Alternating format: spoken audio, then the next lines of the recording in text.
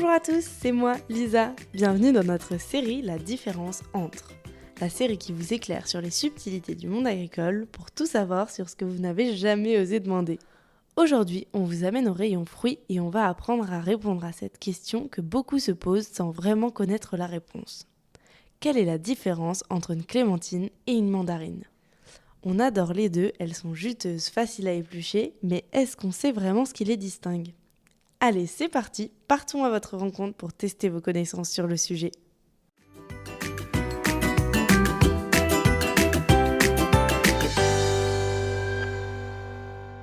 D'après toi, quelle est la différence entre une clémentine et une mandarine ?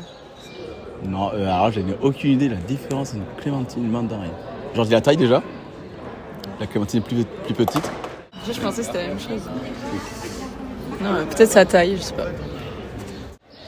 Est-ce que c'est une question de pépins ?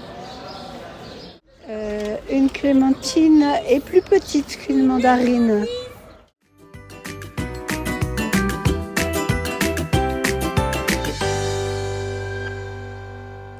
Merci infiniment pour vos réponses. Comme toujours, il y en a qui étaient très proches et d'autres qui nous ont bien fait sourire. Alors c'est parti, c'est le moment de lever le mystère. La clémentine est en fait une variété de mandarine. La mandarine est le fruit de base et la clémentine est un hybride, un croisement entre la mandarine et l'orange. En résumé, on peut dire que la clémentine est la fille de la mandarine et de l'orange. Voilà maintenant quelques indices qui doivent vous mettre la puce à l'oreille quand vous souhaitez les différencier. La mandarine a des pépins, tandis que la clémentine n'en a presque pas, voire pas du tout.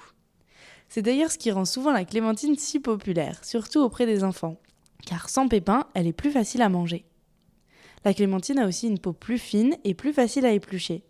Elle est légèrement plus sucrée que la mandarine. Enfin, la mandarine a une taille plus importante que la clémentine.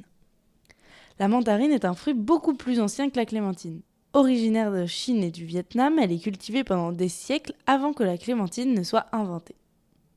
Elle a été découverte au début du XXe siècle par le père Clément, un moine agronome en Algérie qui s'est amusé à croiser l'oranger avec un mandarinier. La clémentine a été nommée ainsi en hommage du père Clément. En France, la clémentine corse est très réputée, si bien qu'elle bénéficie d'une AOP, une appellation d'origine protégée. Les clémentines corses sont très appréciées car elles sont sucrées et savoureuses. Elles sont reconnaissables sur les étals car on leur laisse souvent leurs feuilles bien vertes, synonyme de fraîcheur du fruit récemment récolté. Et voilà, vous connaissez désormais la différence entre les clémentines et les mandarines. J'espère que cet épisode vous a plu et je vous dis à très bientôt pour en apprendre toujours plus sur le monde agricole.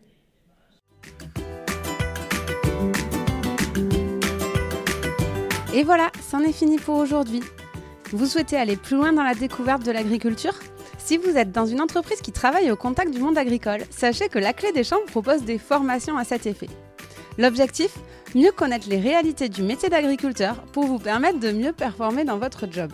Après avoir suivi un module e-learning où des experts reconnus vous expliquent les enjeux auxquels est confronté le monde agricole, vous partez passer une journée en immersion à la ferme avec vos collègues et maximum par groupe de 5 pour un véritable vie-ma-vie d'agriculteur. L'occasion de passer de la théorie à la pratique et de profiter d'un temps d'échange privilégié avec l'agriculteur qui vous reçoit. Plus d'informations et inscriptions sur www.laclédeschamps-podcast.fr. Et avant de partir, dernière chose, si le podcast vous plaît, n'hésitez pas à lui mettre une note 5 étoiles ou à en parler autour de vous, ça m'aide énormément à faire connaître le podcast. Merci beaucoup et je vous dis à très très vite.